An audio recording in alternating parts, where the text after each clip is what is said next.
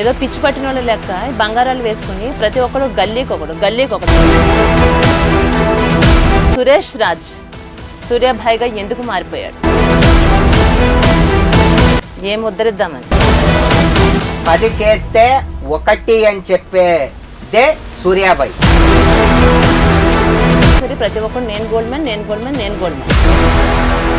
మీరు కూడా ఎవరైనా చూసి ఇన్స్పైర్ అయ్యి ఇలా గోల్డ్ వేసి తిరుగుతున్నారా, అంటే మిమ్మల్ని చూసి ఈ బ్యాచ్ అంతా తయారయ్యారు? గోల్డ్ వేసుకుంటేనే సరిపోదు. అంటే ఇప్పటి వరకు ఒక 100 సినిమాల వరకు నటించాను నేను, ఒక్క సినిమా అయినా రిలీజ్ అయిందా? అంటే సోషల్ మీడియాలో ఎవరైతే ట్రెండింగ్ లో ఉన్నారో వాళ్ళందరినీ కూడా మనం ఇప్పుడు బిగ్ బాస్ కి తీసుకెళ్తున్నారు. మీకు రాలేదా అవకాశం? బిగ్ బాస్ అనేది ఒక దరిద్రం. డబ్బులు ఎదురు తీసి వెళ్ళారు అని నా దగ్గర పక్కా ఇన్ఫర్మేషన్ నా దగ్గర ఉంది. జగన్ని తిడుతూ ఉంటారు, శ్రీరెడ్డిని తిడుతూ ఉంటారు.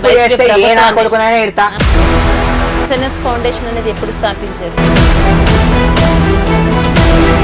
ఇలాంటి సందర్భాలు సరిపోదా అండి నేను బాయ్ అని నన్ను పిలవడానికి? ఒక ప్రముఖ ఛానల్ నుంచి పవర్ స్టార్ పవన్ కళ్యాణ్ మీద వ్యతిరేకంగా మీరు కామెంట్ చేస్తే కనుక 10 లక్షలు ఆఫర్ చేశారండి.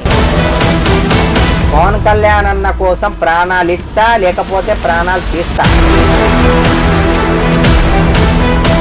ఆంధ్రప్రదేశ్ కు మాత్రమే డిప్యూటీ సీఎం, తెలంగాణకు వచ్చి మొన్న వరద బాధితులకు ₹1 ఇచ్చాడు.